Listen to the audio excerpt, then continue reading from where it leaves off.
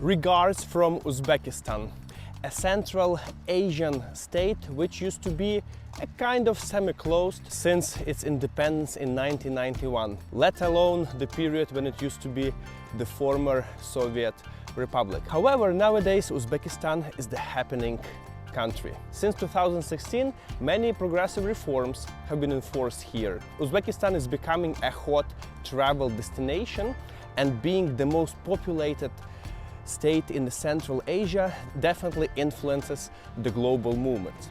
So in this video I invite you to join me on an incredible trip following an ancient Silk Road. Explore Uzbekistan, meet local people, and in general try to understand this incredible place. Welcome!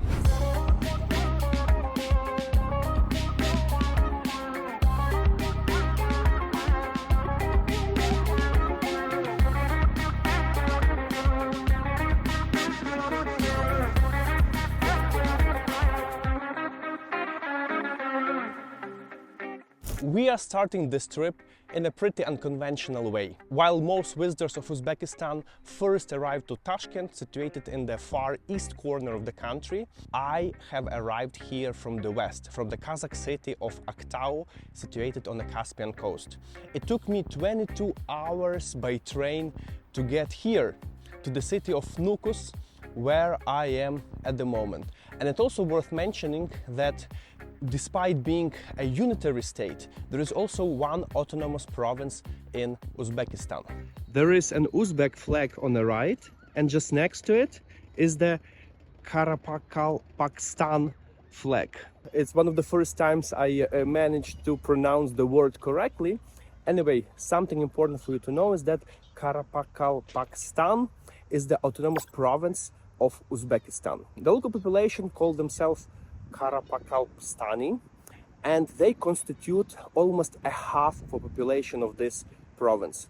Ethnically, they are connected to Kazakhs as well as to Uzbeks and identify themselves as a separate ethnical group.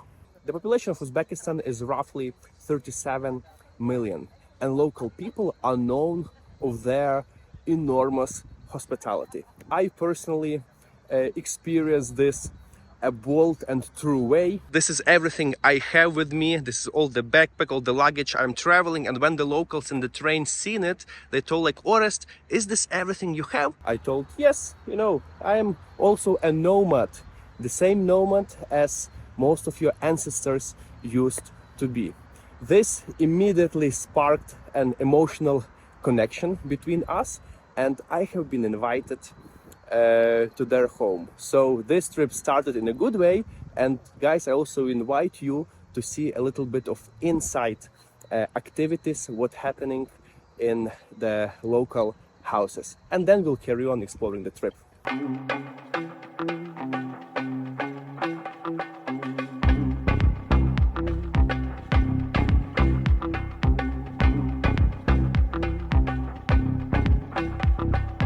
Something what's really amazing over here with the Uzbek people is that the hospitality goes beyond imagination. This is rather a classic Eastern approach.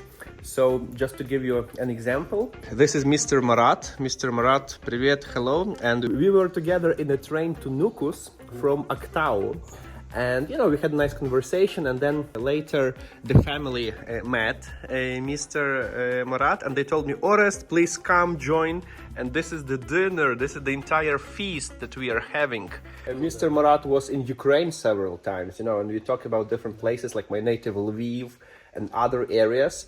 So I really feel like interconnected over here from the early stage of this trip. I'm super excited, and I hope it will develop even better. Rahmat. Thank you, thank you. Thank you. Thank you very much.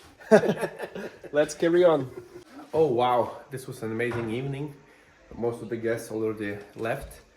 And let me give a small tour of the house here. This is a kitchen. And Mr. Marat is going to show me where I'm going to sleep. Yes. So this is going to be my bedroom. Over here, right? Cool spot. And this is a master bedroom. So we have like a Buddhist style sleeping. Yeah, but even though Mr. Marat is a Muslim, And this is kind of like another guest room.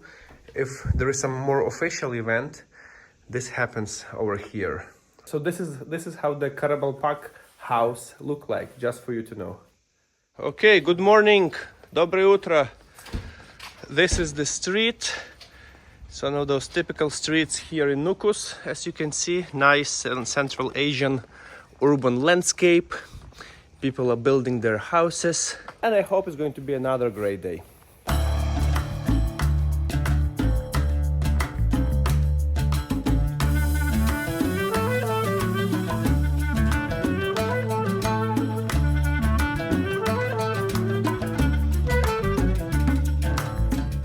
So our exploration of Karakalpakstani hospitality continues. We have been invited to a family of Marat. And for the first time we are met with a young man over here. Hello, hello. How are you doing? Very good. Tell us, you are the only one who speaks English in the area around. Tell us a little bit about yourself. Well, my name is Mahset Tastan.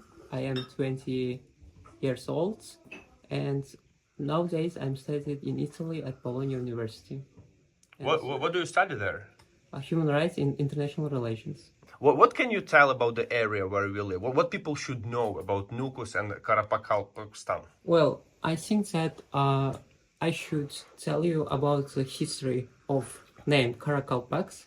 Kara is in the Karakalpak language means black, and in history we have a black hats. Karakalpaks means the people who wear black hats, and this name of our culture, and I think that it's a reflect of our culture. For example, because our traditional wears is black hats and black earrings. Well, that's pretty interesting. Thank you very much, and I'm eager to explore more. So let's check out what we have over here. We have all types of some dried grapes, Greek nuts, pistachio, like fruits. But you know, guys, this is something special. This is kaze, and this is actually a horse meat. Very tender, very soft, and very good. Also an integral part of local cuisine over here. So you can follow me on Instagram. It's Orest Zub, Orest like forest without F. Exactly, this is the one. Thank you for subscribing. And guys, you at the same time, the link will be down below. Orest Zub on Instagram. Subscribe me if you'd like to keep in touch that way. I'm so excited to learn more about your area and Uzbekistan in general within the Central Asia. And you know, a good start, and obviously it would be very interesting for all the viewers, is to maybe could you outline a brief history of Uzbekistan and also place like how the modern Karakalpakstan is placed there? I think that it's a very tough question because we have a great history of Uzbekistan, and the Uzbekistan one of the ancient countries in the world.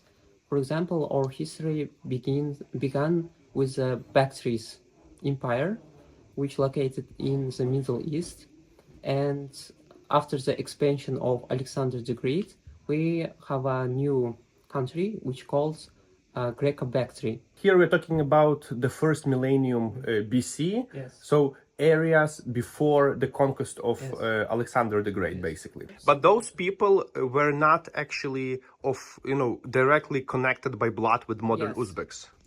They have a very,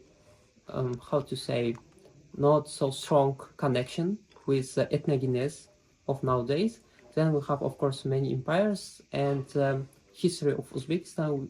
I think that the ethnogenes of Uzbekistan began with the Uzbek Khan. It's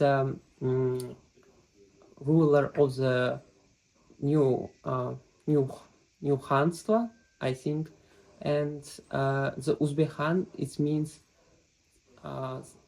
ruler itself. So the word Uzbek means myself? Yes. Uzbek Khan, it means ruler itself. Ruler itself. And Uzbek Khan became the ruler of those area of the part of the Golden Horde, which in its own turn was a part of the former Mongol Empire, Kais. And there's a direct link between Ukraine and Uzbekistan. Not only that both of our countries are starting with the letter U, but also that at certain time in the history, you're talking about the second half of the 13th century, Golden Horde was present in the modern Ukraine as part of the former Mongol Empire. So, it's been stretching in those areas over here. Of course, after that we have a great history. For example, our great ruler Amir Timur, I think that saved the world from Mongol expansion, the Europe and also other countries. After that, we have three countries, three Hanstva. It means Bukharskoye Hanstvo, Bukhara Emirates, Khiva Hanstvo, and Kokand.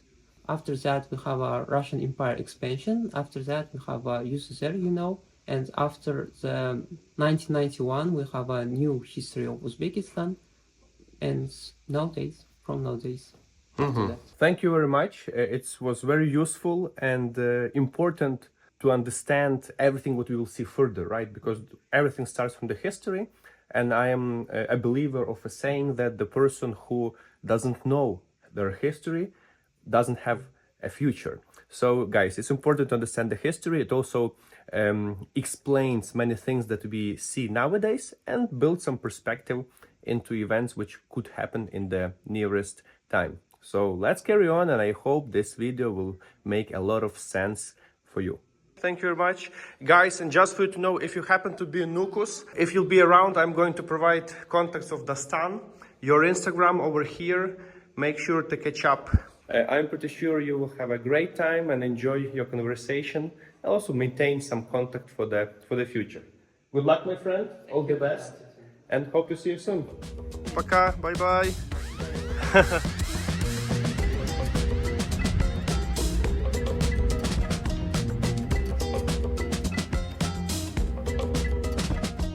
This is the main square of Nukus, and just over there, guys, you can see an Uzbekistan avant-garde in desert museum, which is considered to be one of the most prominent landmarks in the city. Despite having such a great time with local people, it would be a crime not to visit a museum. Let's go.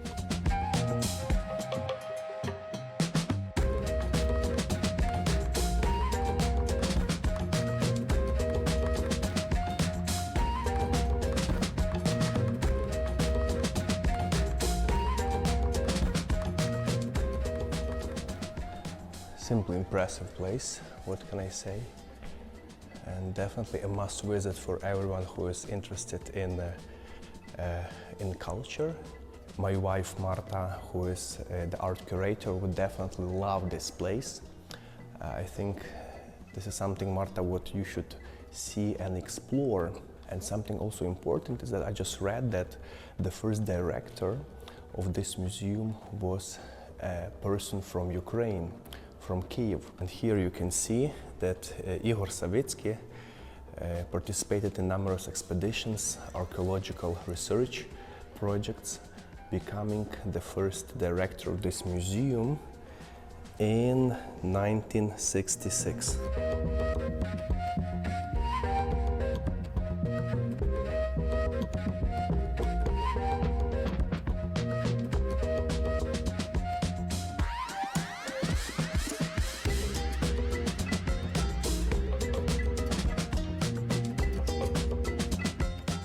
That's quite an impressive museum, which only confirms how rich and exciting is the local culture here in Uzbekistan. I also would like to add that a lion's share of expositions were dedicated to the Aral Sea, a huge body of water, once a fourth largest lake in the world, which unfortunately now almost disappeared.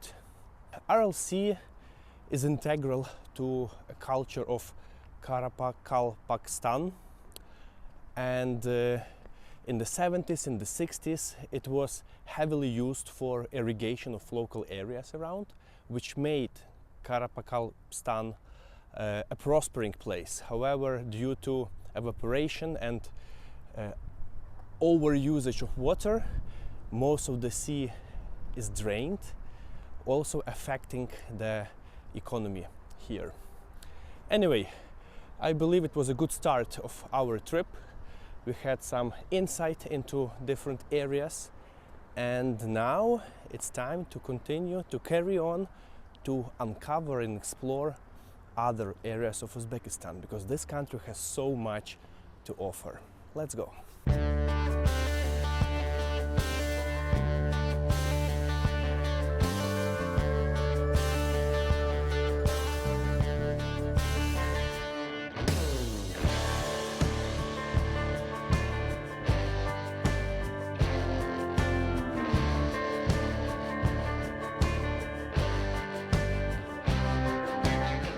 Most of Uzbekistan is a vast and open desert. Being situated in the center of Central Asia, it was always, dominated by these long distance travels, first on the caravans and now by cars and trains. And the main population centers are concentrated along the rivers here. So I've been crossing a few as well, which takes us closer to our next point of interest, which is a Khiva city, an ancient oasis which played a major role in those areas for centuries.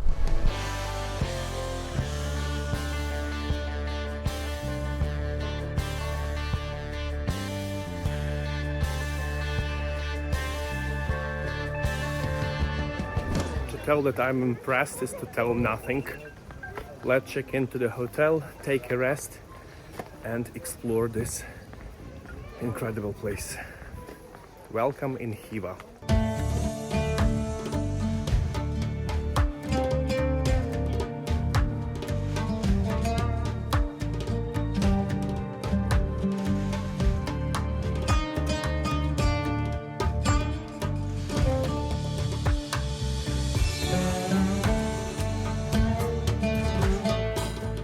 Alright, so let's take a look what we've got over here. This is a nice afternoon, and yeah, looks like a mud brick city. It is, with some nice minarets over there, mosque, and that one is, which we've seen already, right? I guess now it's time to go and explore Khiva. There is my room, and this is the inner yard of a guest house where I'm staying. Check out how it is all built up. I'm just wondering what happens here when the rain comes. Using the adds power Okulenur guest house. No one asked me to do so, but the people are very nice and I'm just happy. So if you'll be around, check out this place. And we are leaving the gates. And what we see, this is a residential area of the old town. So the major sites are in that direction, but I just want to walk here, which will hopefully make us a nice introduction to ancient Khiva. Some buildings are well decorated. Surprisingly, there are even local residents over here, as you can see. Girls are coming back from school, even though most of the buildings serve as tourism accommodation already. Hostel, that one seems to be still like a very traditional spot. This somehow reminds me of a few cities I've been to Iran, which actually makes sense considering the common historical and cultural area over here. Добрый день. The fact that I'm talking Russian also makes it much easier for me to communicate here, even though Russian is not my native language. I grew up as a Ukrainian speaker. Then you can hear English, obviously. And then I would say Polish and Russian for me are on a relatively similar level, since I'm from Lviv, Western Ukraine. And in the meantime, we just reached the edge of the old town with some massive fortifications and a group of tourists as well. So this wall was protecting ancient Khiva from invaders. And the city prospered during much of a previous 1,000 years, right? Since it used to be located in the center of the Silk Route, connecting East Asia, specifically China, with the rest of Europe. So I guess at this moment it's probably a good time to go up there to see the city from the rooftop altitude. Pretty sure that will be great. I just love these cars, look at those. I learned that they are produced in Uzbekistan, and this is a pretty common and popular vehicle over here. As I was told, it's super cheap, but also pretty convenient, and considering the space of the car, you can, load a lot of it there. Since we reached the gate, I thought it would be a nice idea just to get out of the old city, just to see what's happening on the outer side of it, which also gives a perspective from the different angle. So this is the one of the gates, right? And check out how massive, how huge are the walls over there. Oh wow, wow, wow. Some person is jogging, and this is really mind-blowing. So the city is probably stretching for, let's say, less than a kilometer from north to south, and for half of a kilometer from east to west, I believe, if I'm not mistaken. But definitely this used to be a major settlement of its time. All right, that's pretty steep over here. Ooh, let's see.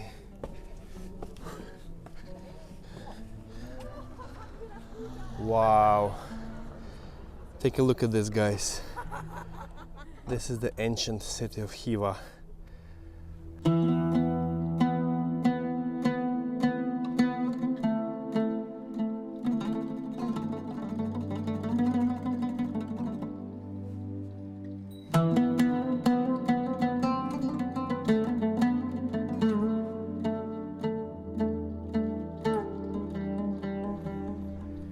This is simply incredible, isn't it? Just imagine watching the active, bustling streets of the city 200, 300 years ago. It was probably much more active than it is now. I've been to over 100 countries and can firmly state that this is one of the most beautiful places you could ever go. To be precise, Uzbekistan is my 137th country, and without talking too much in advance, we are also going to visit Bukhara and Samarkand, which should, in my imagination, provide a similar kind of experience. Even though Khiva is the most distant out of these three major towns of the Silk Road. Keeps me unsettled is the fact that this entire huge wall is made just of clay. Just take a look, guys. So it's not probably very solid. Also, Khiva prospered during the period when the artillery was still not so advanced, but obviously such walls lost its defensive significance in the later centuries. So yeah, that's just something to keep in mind. Also, it appears to be this very dry area, and actually Uzbekistan is one of the most vulnerable countries for droughts in all around the world. So obviously, if the rain comes, that's probably very challenging to keep those walls staying sustainable. These multiple domes to me look like a bath, like a hammam. Yeah, obviously a mosque, another gate, and this is something interesting. Just look at it, guys. And guys, this is a kind of little bit different picture, more a standard residential areas. Although what I see is that, it's getting some preparation, reconstruction is happening. Obviously it's not that fancy as inside the walls, but still not bad.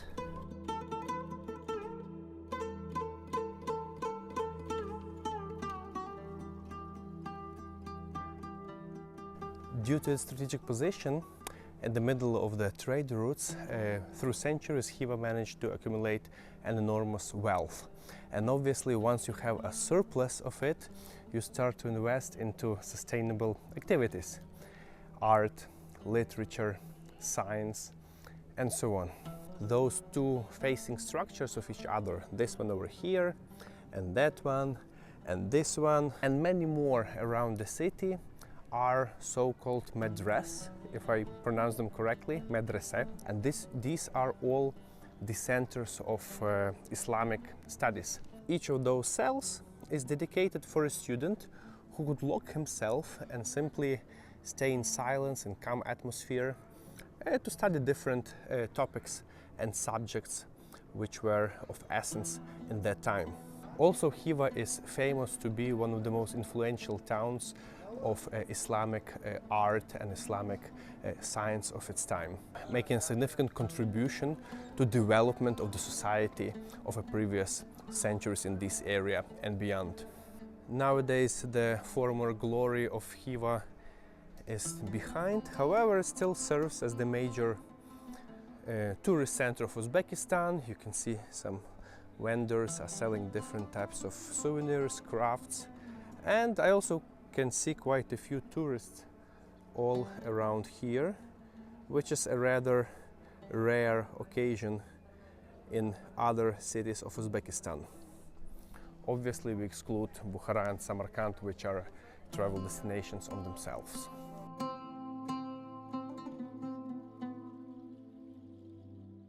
It's definitely one of the most romantic places you could imagine. And here lies also my personal story, because all the way back in 1986, my parents had a honeymoon here in Uzbekistan. My father, together with my mother, they visited Khiva, Bukhara and Samarkand. So now I'm kind of repeating their journey. Definitely I wish my parents to be here with me.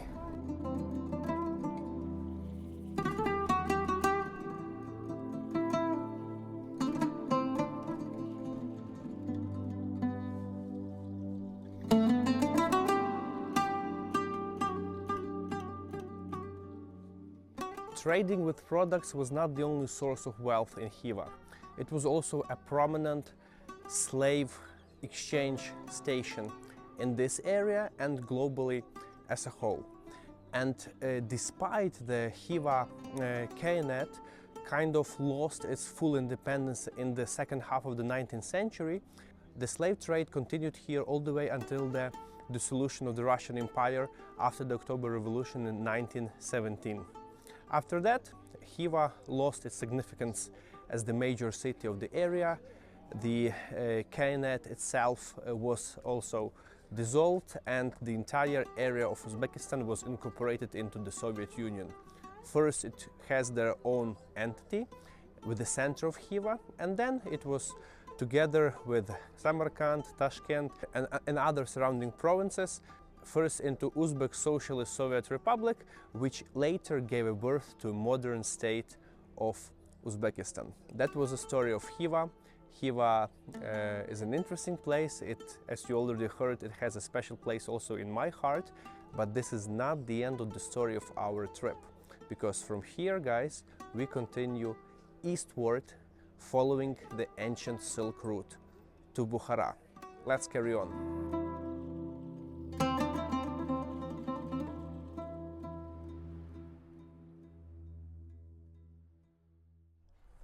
Good morning!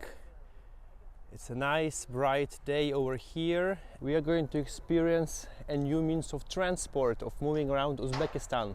So just next to me is the Khiva railway station. It's written Vokzal in Russian, which means a railway station.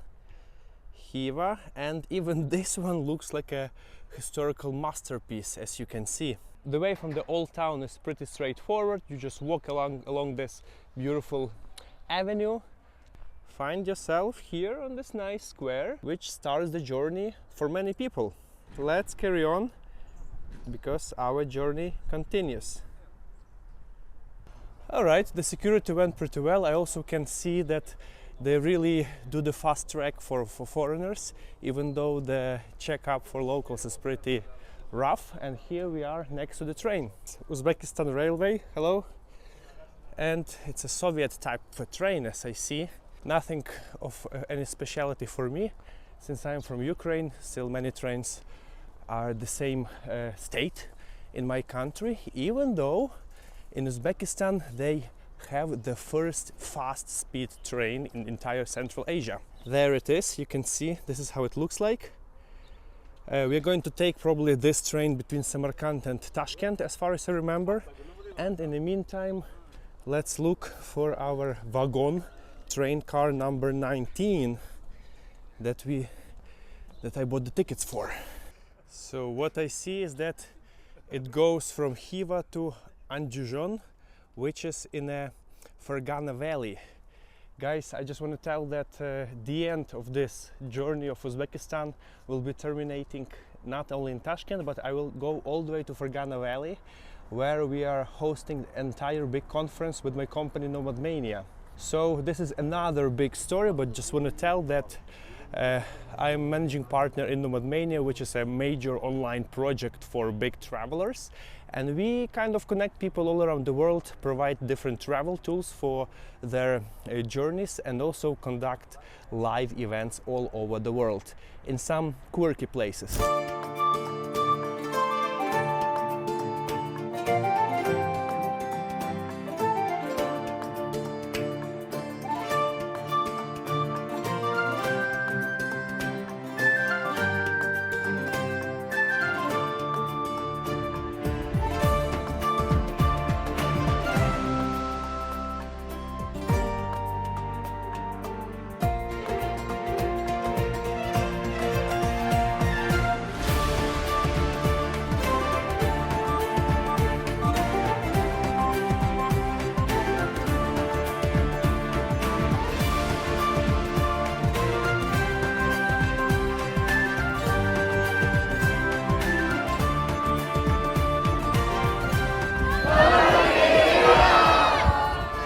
A dream of 20 years has been fulfilled. Yes, we are the first foreigners to get to Shohimardan in 25 years.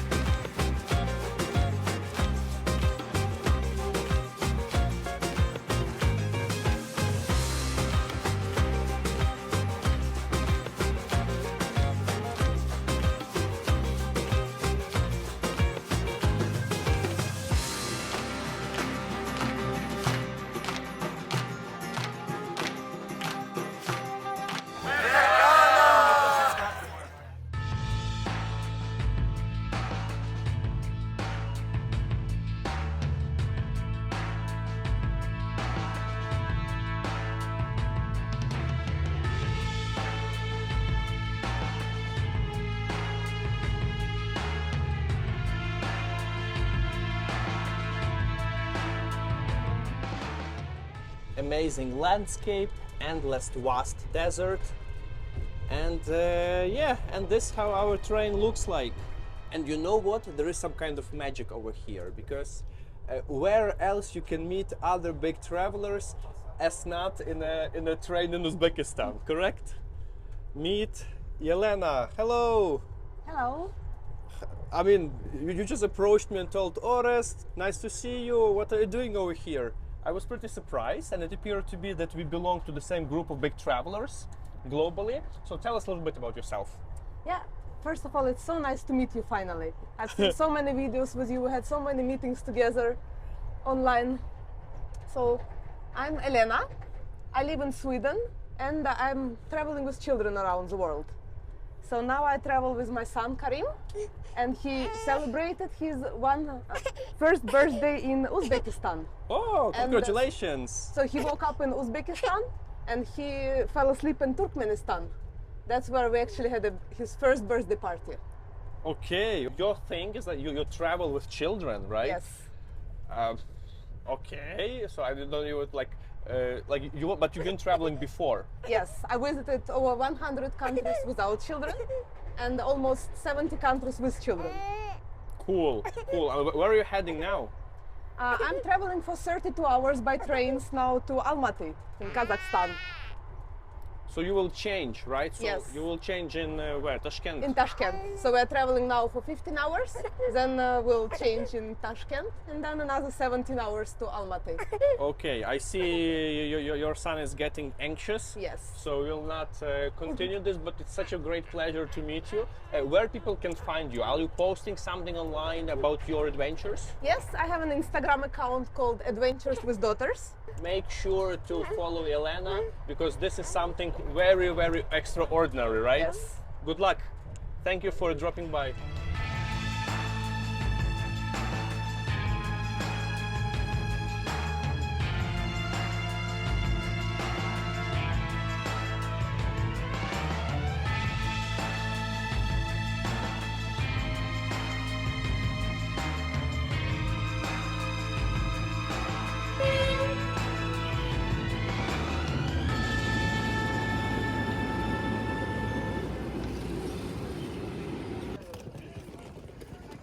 Оба, привіт! Hello! Як? Клас! Welcome, welcome in Bukhara. So this is my father and here we are united in Uzbekistan. Let's go. From Uzbekistan, from Tashkent. Okay, we just met the conductor from my previous train. Hello, рад видеть вас. So this was the man that was my conductor in the train from Kazakhstan to Uzbekistan. I can't believe it. And we just met here, like 1,000 kilometers from our first place. Wow. Magic happens in Uzbekistan.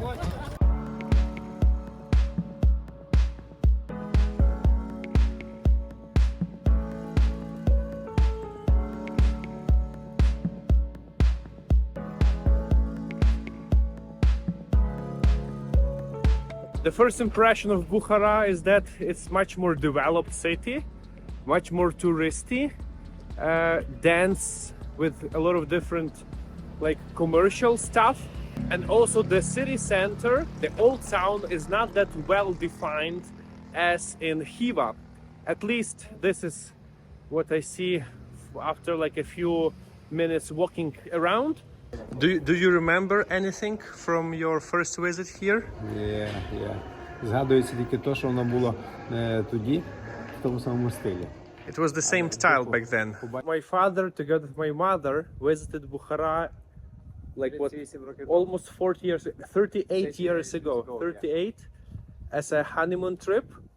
And he just told that they were walking through the daytime and there was a lot of dust over here. So we'll try to find some same spots tomorrow, but obviously the city probably like refurbished a lot since then. Okay, it looks like my father remembers this place. It's an iconic area of Bukhara with madrasa on both sides and imposing minaret as well. Oh wow. I guess this is it for today, and tomorrow we'll try to explore more. Good night.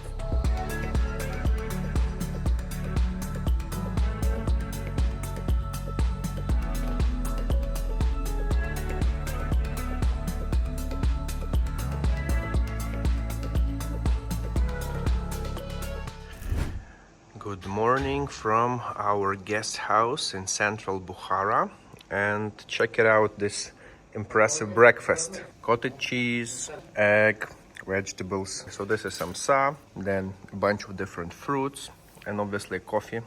Mostly people drink tea over here, but from time to time coffee is also a good treat. These are how the central parts of Bukhara look like. Narrow streets. This is very close to the historical area that we've seen yesterday at night. Somebody has a garden over here, and as I see, we are approaching a touristy part with some more capital buildings, indicators what is where, and basically heading to the same area that we visited last night.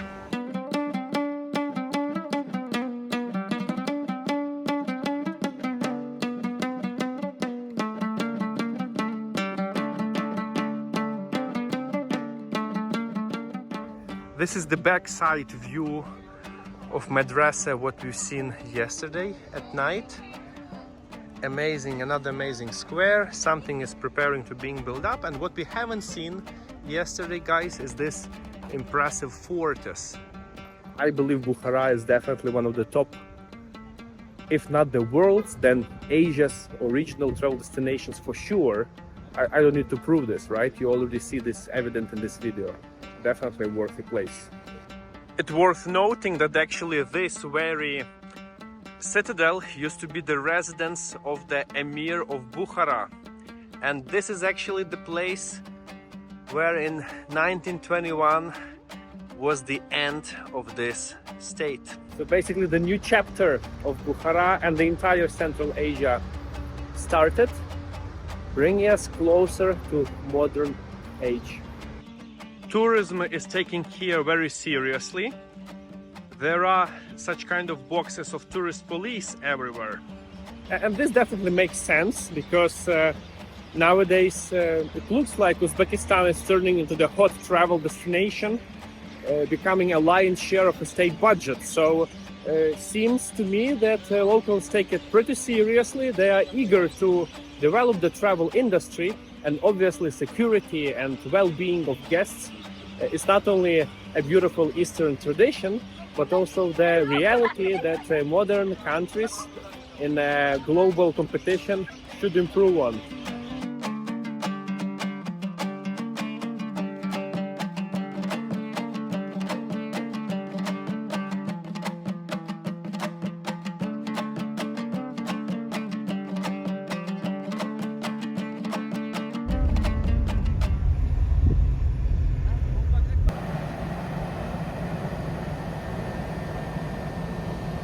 This is pretty good train, right? Good quality. Do you want to go there?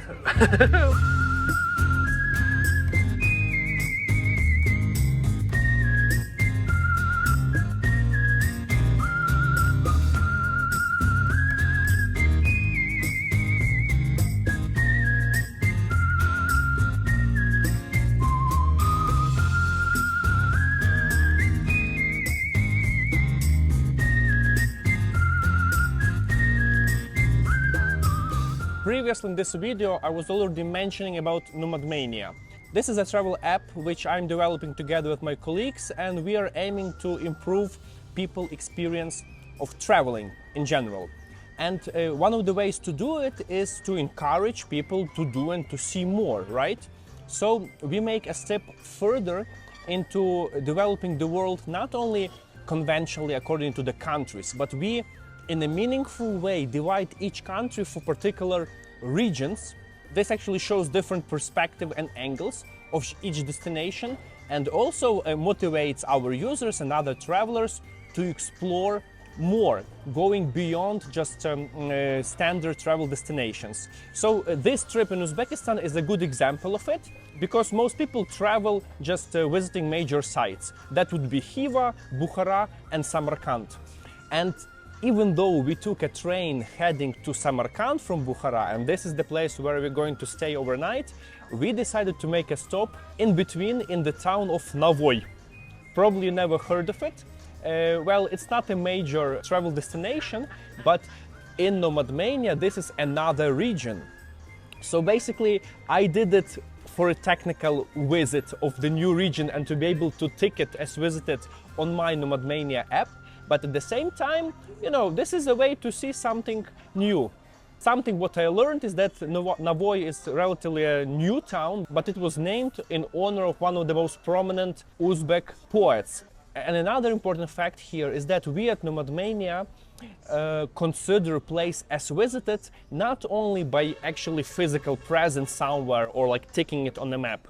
You have to do some kind of meaningful experience there, going beyond a transport hub. So that's why we went into the city, having just 2 hours before our next train, decided to try a traditional local Uzbek lunch. Let's see how it goes. Oh, there it comes even here. Thank you. And we just learned that Mrs. Venera was born in Ukraine. Can you believe it? Очень вкусно. So we've got here shurpa. Хавае. Shurpa, then shashlik should arrive too. Спасибо, thank you. Oba, Ukrainian borscht made in Uzbekistan for my father. Ah, traditional Uzbek food is simply amazing, and not only it's super tasty, it's also super cheap over here. And what can I say? Borscht that my father has is less than $2. Then shashlik, which is the grilled meat, is like, you know, $3–4. Yeah, that's kind of, so this entire feast that we are having and then something else should come will be not more than $10 for sure, I believe.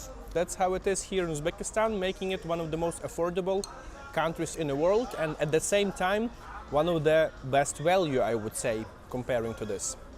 Oh, Mrs. Venera just brought us shashlik, which is mutton. Wow. Спасибо, thank you. Дякую, дякую. Rahmat. Oh my god, so good. So good. Well, I believe this is definitely a legit visit to the city of Navoi.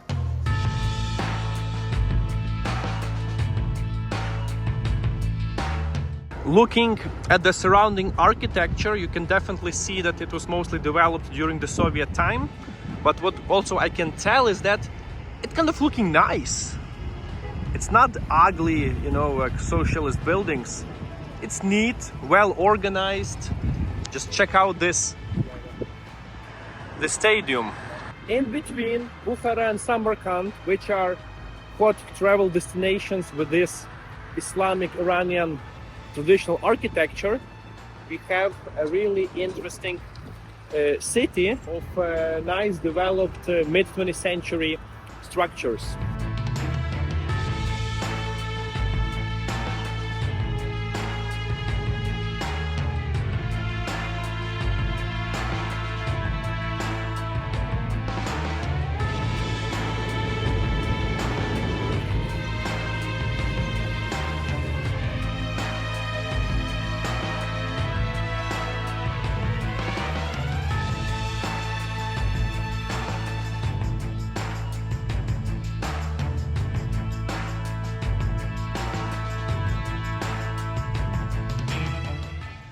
Oh wow, here we are again immersing ourselves into this impressive Central Asian, Turkic, Persian style. Welcome in Samarkand.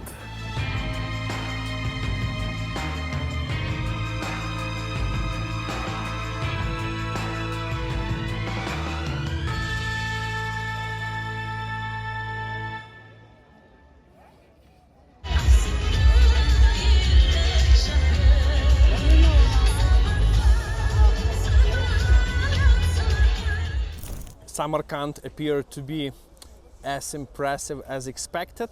So this is, for example, guys, a mausoleum of Timur Tamerlan, who is actually one of the most prominent rulers on those areas, living in the mid 14th century, if I'm not mistaken, and actually managing to create one of the biggest empires in the history of mankind. He also made Samarkand the capital of this vast state, stretching from Central Asia all the way to the Asia Minor in the west and reaching the Indian subcontinent in the south. During all of this wealth that was accumulated in the center of Samarkand, he was also able to utilize on those resources and invite different artists, scientists to this city, actually marking Samarkand as the major urban settlement in this area of the world for centuries. Samarkand is the second largest city in Uzbekistan. It's a modern city as well, and there are definitely more things to do apart from a classic sightseeing. So let's just take it casually and explore what else Samarkand has to offer in a regular sense. So this is a standard street in central Samarkand. Looks pretty quiet, traditional, similar to those areas where we stayed in Bukhara. It's very close to the major landmarks on that side, but on the left, as I understand, there should be some parts of the modern city with boulevard, vast avenues, and that's where we are heading right now. This looks particularly interesting. You see, small square, place to hang out. Cat already knows what's happening around. And just take a look over there. There is some kind of section, some building with columns and no tourists. This is a real Samarkand.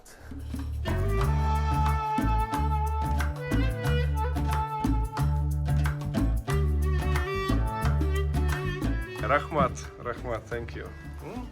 Looking great now. Yeah, so this is a completely new story now. And yeah, this is actually, guys, the normal street or the intersection of Samarkand. There is like some bakery on the trendy look, pretty active, a little bit chaotic intersection, as you can see, and a real relic, Volga, guys. Volga, this is an epic Soviet car.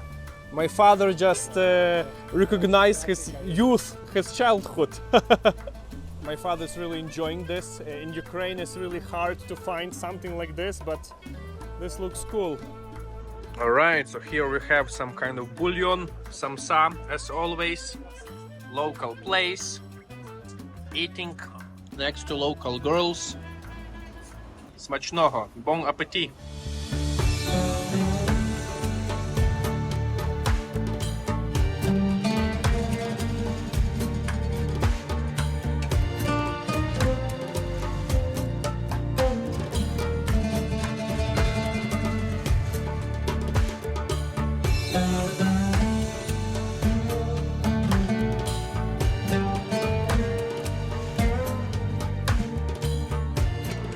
Okay, let's try hammam, banya.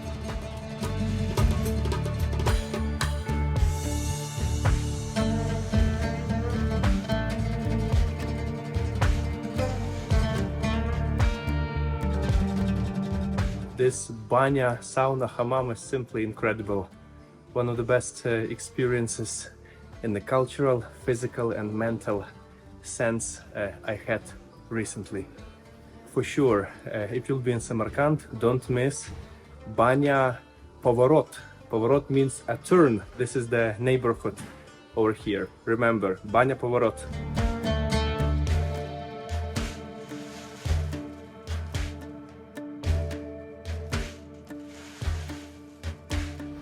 Something interesting I learned in the barber shop is that most of the people here in Samarkand are trilingual. They speak Uzbek, they speak Tajik, which is a form of Farsi coming from Persian culture, and Russian, obviously, because of the Soviet Union. So this also tells us that there is a strong connection of a local population to Iranian culture in general, and the Tajik border is only 60 kilometers from here, making it, like explanatory that the population is kind of mixed over here. So for example, the person who was doing my shave, actually a nice cut as for me, he was working in Moscow for quite some time and got back here during the COVID, when many things got shut down over there. So Samarkand is this mix of civilizations, mix of people, mix of cultures. Worth noting that it used to serve as the capital of Uzbek Soviet Socialist Republic in the 30s of 20th century. Later on it was moved to Tashkent, and I believe this topic brings us to a final destination of this journey, which is a modern capital of Uzbekistan and the largest city in Central Asia, Tashkent. Let's go and let's check it out. What does it have to present to us, to me, and to you guys, of course.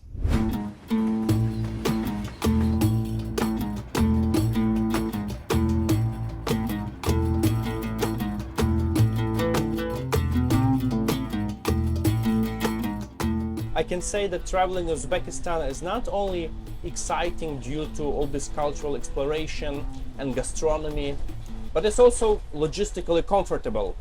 There are trains operating along the country, along the major sites. You can book things online, It's like really legit means of transportation over here. In addition, you can fly. So this all makes Uzbekistan, in my humble opinion, one of the most interesting and best value travel hotspots in the entire world.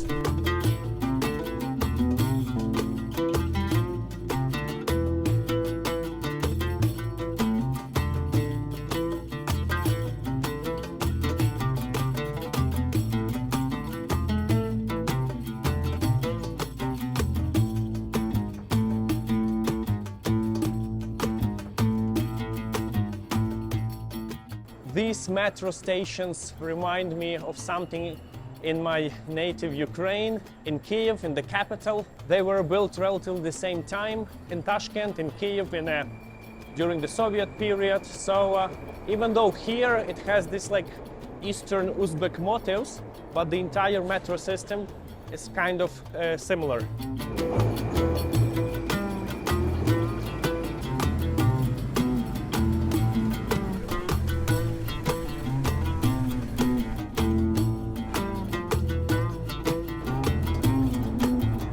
Definitely, it feels like all this here, this one, it's like in Kiev, right? Yeah. What was actually different is that until Uzbekistan started to open up, it was like completely impossible to film inside because this was considered to be a strategic object. But now, with all this presence, police, security around, absolutely zero problem. You can also appreciate some art on the walls over here. Look how beautiful is it. While thousands of people doing their daily commute, minding their own business. Wow, just got outside. Look at those towers around. It seems like this is the modern downtown of Tashkent. A lot can be told about the city. I will leave the story for the time when we will check in the hotel and we'll rest a little bit and then explore Tashkent. This is, by the way, you can see how the metro station looks from the outside. It's a masterpiece on itself with some Oriental Soviet architecture and some modern structures on the backdrop. Guys, and this telecom tower looks absolutely identical as in Lviv. Obviously, this was a standardized structure for telecommunication towers of the mid-20th century Soviet Union. Absolutely the same. I believe even the height is the same, which, if I'm not mistaken, should be 196 meters. At least this is the height of that tower in Lviv.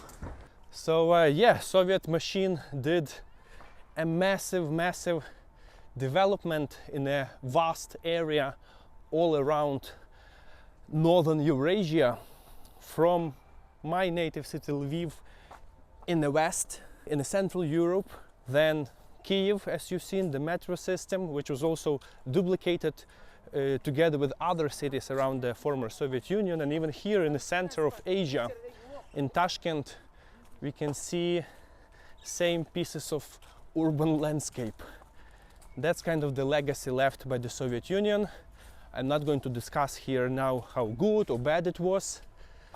I mean, this is another topic, obviously, which you're gonna touch probably a little bit too. This is our hotel, Sholdik Palace, built up during the Soviet period as well, guys. And we are just next to the stadium over there. My father just told that the Olympic Games conducted in the Soviet Union in 1980 was kind of the peak of the development of that former empire, when they tried to show something to the world, but then everything became downfall. Obviously, in a way, it should have gone, because the entire system of the Soviet Union was simply not sustainable.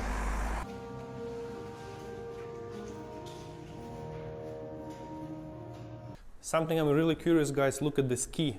Goes like this.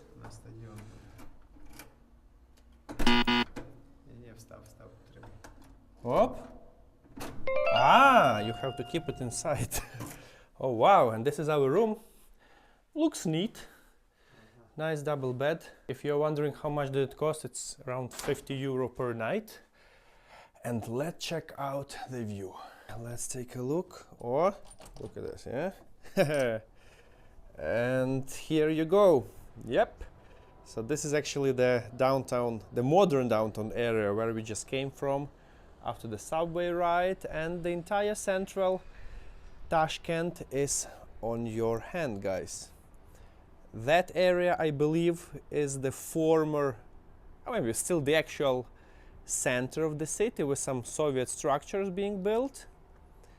I wanted also to stay in that hotel, Uzbekistan, but that was overbooked, unfortunately. So, welcome in Tashkent, and let's go check out the streets of a modern capital of Uzbekistan.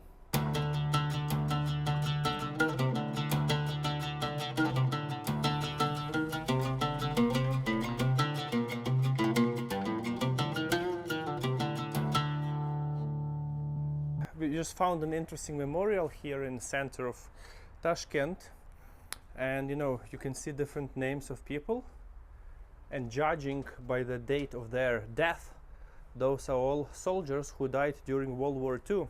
Actually, being the third most populous Soviet state after Russia and Ukraine, Uzbekistan also participated with their manpower during World War II. So you see how the center, the empire, is actually engaging entire population into their own activities. Obviously, there is also ongoing fire, a classic Soviet symbol.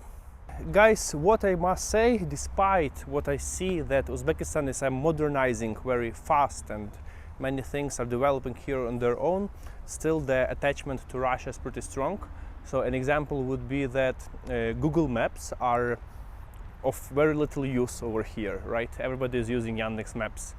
Then the main taxi service is Yandex.Go, which is also a Russian service. They have some kind of another local maps here that I don't even know what's their name. So there is a big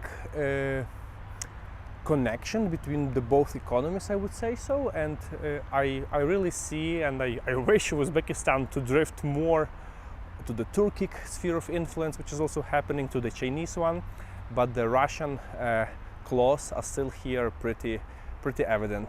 So my father just was exploring those lists more, and he told that like one section there amounts to 25,000 people, and this actually meets the information I read, because there are in total 14 sections telling that approximately 300,000 Uzbeks died in a World War II fighting for the Soviet Union. I'm afraid to tell how many Ukrainians died back then and now dying as well in our war against the Russian invasion. But that's another story, guys. I have plenty of materials during the first year of a Russian full-scale invasion to Ukraine in 2022. I spent like a good 3 months in total in the frontline areas with the multiple videos about this time. So if you're interested how it was starting, check out my videos from Ukraine in regard to the war and humanitarian topics too. Even though it's already evening, it's still nice to see the vast and beautiful parks of Tashkent. Hello. And yeah, that's how it is. It's appeared to be a very green city, despite it's situated in the middle of the desert, and it definitely seems to be like a nice place.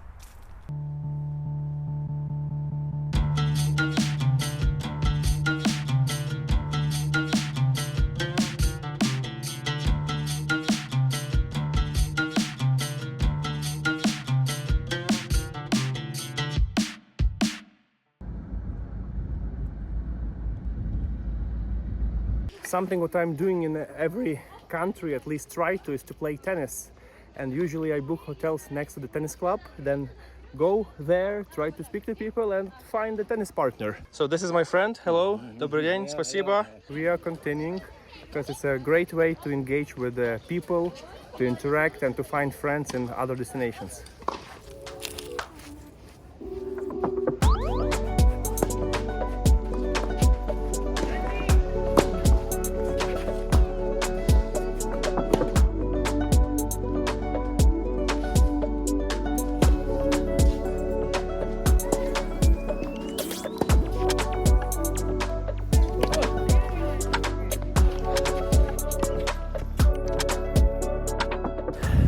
Okay.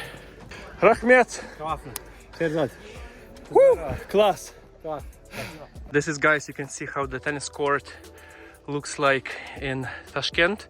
I believe this is the main one, governmental, in the sport section. Yeah, but it's pretty decent place. Some ads. Entire this obviously should have better condition, but yeah.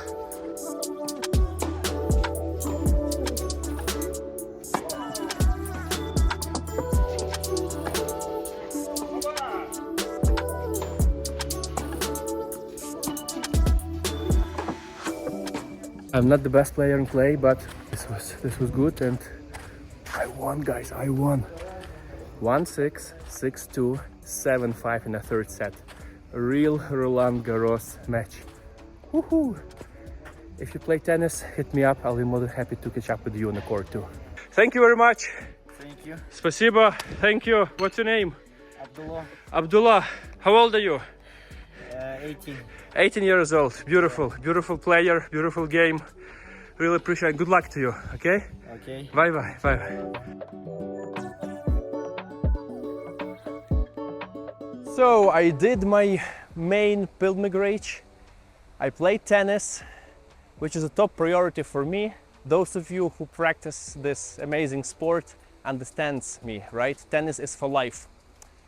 However, I didn't take into account that we made it all the way far east of Uzbekistan, where Tashkent is located.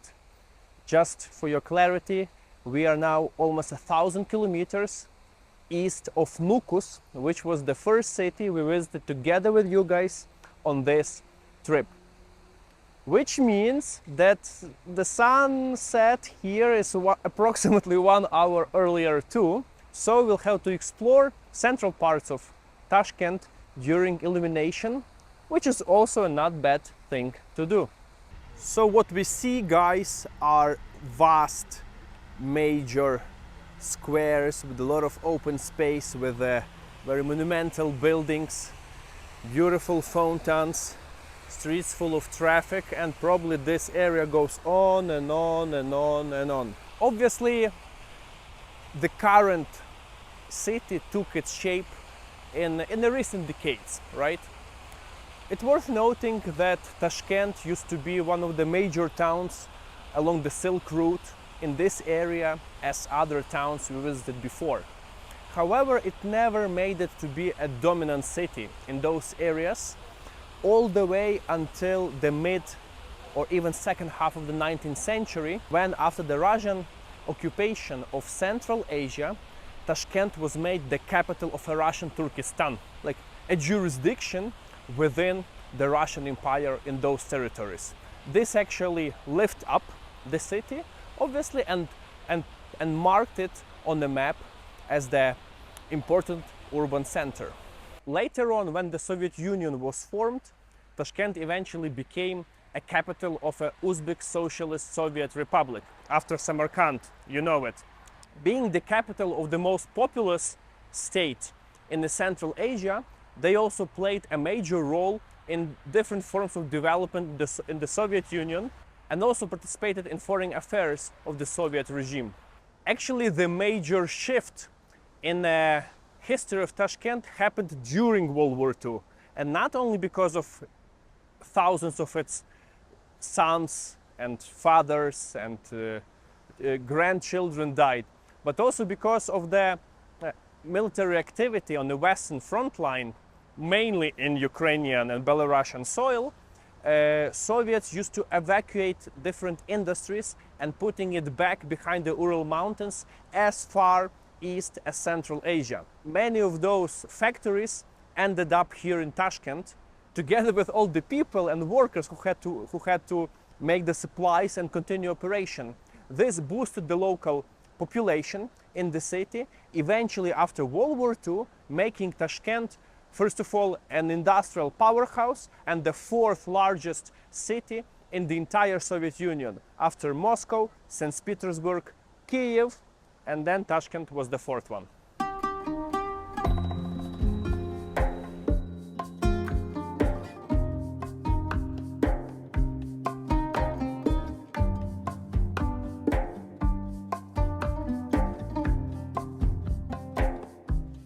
despite its relative prosperity, Tashkent was still kind of remaining a relatively traditional city. And then in 1967, if I'm not mistaken date-wise, the huge, terrible earthquake happened, which destroyed much of the city, much of its historical architecture. From one side, it was a huge, huge disaster, and countries from all around, not only the Soviet Union, but also the entire world, were sending aid here. At the same time, this was a chance, if it's possible to tell so, or the opportunity for the government to change the cityscape of Tashkent, getting rid of neglected or historical neighborhoods which were not maintained, which were not meeting the requirements of the 20th century, and actually built this, what we see now as a modern Tashkent. This also brought here people from all over the Soviet Union, and the demographic situation in the city changed dramatically. So with Russians and Ukrainians coming from the West being the most populous nations in the Soviet Union, up to half of population of the capital of Uzbekistan was not Uzbek anymore. And now I was just walking on one of the major streets, and I'm hearing somebody just singing old Soviet classic, these Russian songs, and obviously Russian language is widespread here, actually functioning as de facto the second language or even the first language of business.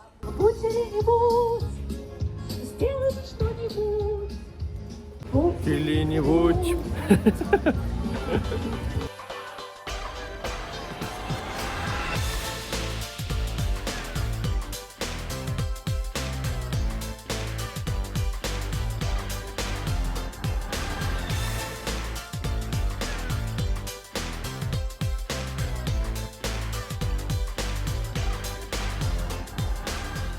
And then happened 1991, a year which marked the biggest transformation in the 20th century, the collapse of the Soviet Union. Together with the other former Soviet republics, Uzbekistan proclaimed its independence. First year were tough. It was a relatively poor country with a large population. Things changed here in 2016 when the country started to open up. It's already almost a decade passed since then, and I personally found Uzbekistan to be a very dynamic, thriving nation with amazing people, rich culture, tasty cuisine, and what the most important, I believe, is bright future.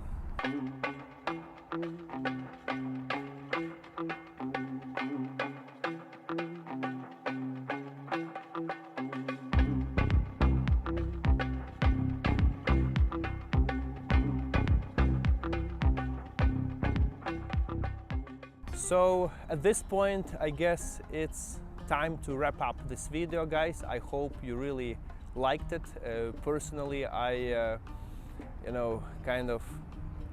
me personally, this week was transformative in the way how I appreciate and the way how I reconsider Central Asia in general and Uzbekistan in particular. I wish all the best to all the Uzbeks, and looking forward to come back here as soon as possible. See you somewhere in the world, guys, and obviously in the upcoming videos. If you like this edition, please thumbs up somewhere next to the video. Consider sharing it with your friend who is thinking of coming to Uzbekistan, or simply to those people who are curious about this incredible country. And if you see I'm somewhere around in your neighborhood, you can follow me on Instagram or Zub. Please subscribe.